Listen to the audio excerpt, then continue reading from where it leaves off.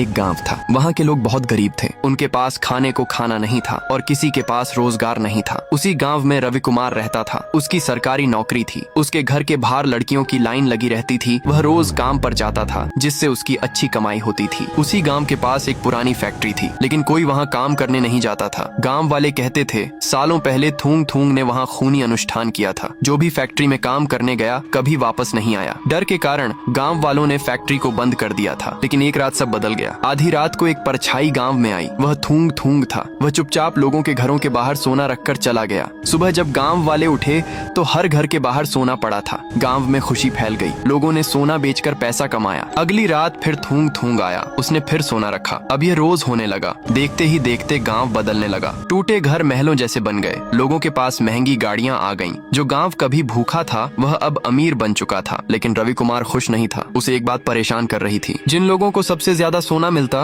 वे कुछ दिनों बाद गायब हो जाते। गांव वाले डरते थे, लेकिन लालच के कारण चुप रहते थे। कोई थूंग थूंग के खिलाफ नहीं बोलता था, क्योंकि सोना बंद होने का डर था। एक रात रवि ने फैसला किया कि वह सच जानकर रहेगा। वह अकेला उस पुरानी फैक्ट्री में पहुंच गया। फैक्ट्री के अंदर सन्नाटा था। उसके सामने थूंग थूंग खड़ा था। रवि ने पूछा, तुम लोगों को क्यों मारते हो? थूंग थूंग बोला, सालों पहले मैं भी इसी गांव में रहता था। मैं रोज इसी फैक्ट्री में काम करता था, लेकिन एक दिन फैक्ट्री के मालिक ने लालच में मुझे मार दिया। मेरी लाश यहीं छुपा दी गई। उसी रात मैंने खूनी अनुष्ठान किया। रवि ने पूछा, तो गांव के लोग क्यों गायब हो रहे हैं? थूंग थूंग बोला, मैं गांव वालों को नहीं मारता, मैं सिर्फ सोना देता हूँ। रवि चौंक गया। थूंग थूंग आगे बोला, लेकिन जो इंसान लालच में ये जानने आता है कि सोना कहाँ से आता है, फैक्ट्री उसे अपना हिस्सा बना लेती है। अगली सुबह गांव वालों को फिर घरों के बाहर सोना मिला, लेकिन रवि कुमार कभी वापस नहीं लौटा।